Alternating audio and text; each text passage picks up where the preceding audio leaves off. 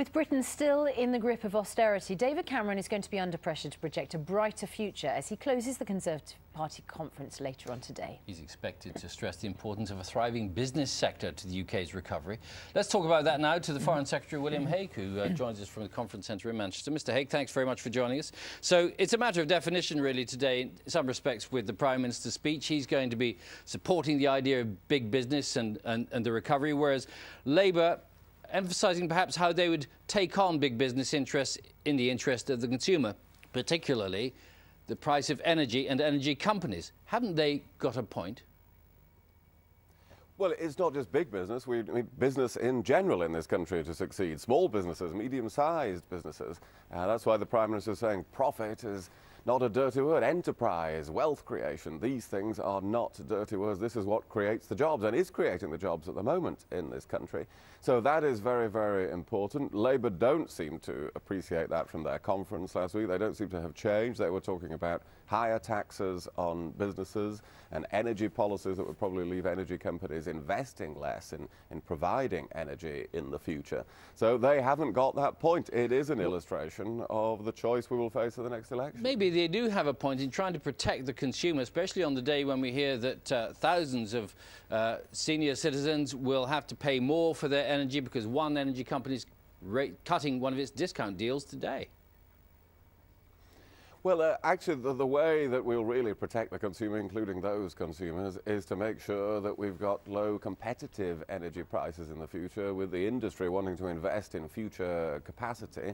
The Labour policy collapsed, as many people will have noticed, within a few hours of it being announced, when they had to recognise that energy companies could raise their prices in advance of a freeze, or indeed afterwards, when they hadn't provided enough capacity in the future. So Labour's approach, the anti-business approach, is not going to be effective. And what we're saying is a country of aspiration, a country of opportunity, is going to be supportive of business, but of hard-working people by lowering their taxes, as we have been doing, by making the welfare system fair for them, by providing more jobs in the private sector, bringing down crime and immigration.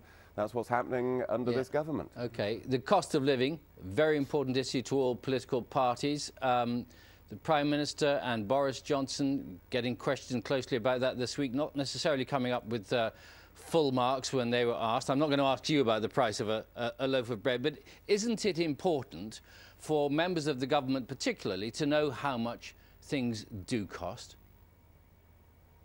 Well, of course, it's important to keep inflation down. It's important to run the economy well. It's important to make sure that people out there have got as much money as possible of their own to spend, which is what we're doing by reducing income tax for 25 million people.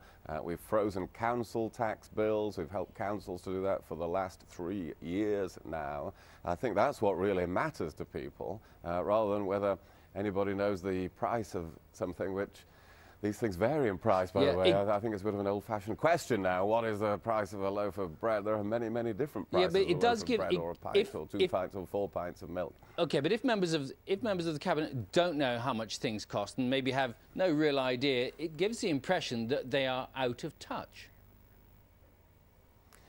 Well, I don't believe this is a government out of touch. This is a government that is, as I say, sticking up for hard-working people. This is a Prime Minister who is very practical and very in touch, in my experience, who meets thousands of people, not only in his constituency, but all over the country. So we're in touch with what is going on. The difficulty, of course, is repairing the damage of the last Labour government, making sure that aspiration and opportunity are rewarded.